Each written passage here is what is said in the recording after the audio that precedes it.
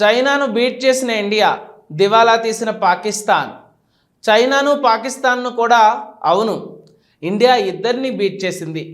ఓవరాల్గా కాదు, తయారీ రంగంలో తక్కువ ఖర్చుతో మ్యానుఫ్యాక్చరింగ్ చేసే దేశంగా ఇండియా నెంబర్ 1 స్థానంలోకి వచ్చింది.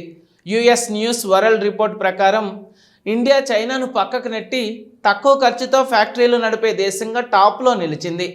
ఇండియాలో గంటకు వేతనం సగటున $1.5 మాత్రమే. అదే చైనాలో $6. విద్యుత్, భూమి ఖర్చులు కూడా తక్కువ. అందుకే కంపెనీలు ఇండియాలో పెట్టుబడులు పెడుతున్నాయి. ఇక పిఎంఐ ఇండెక్స్ చూస్తే మ్యానుఫ్యాక్చరింగ్ 58.2, సర్వీసెస్ 58.7. చైనాతో పోలిస్తే ఇది బిగ్ లీడ్.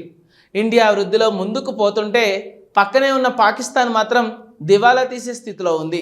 కరెన్సీ కుప్పకూలి, ఎకనామీ కుదేలైంది. ఇది make in India magic. India ఇప్పుడు అఫోర్డబుల్ మ్యానుఫ్యాక్చరింగ్ గ్లోబల్ హబ్. మీరు ఈ విజయాన్ని గర్వంగా భావిస్తున్నారా? కామెంట్లో మీ అభిప్రాయం చెప్పండి.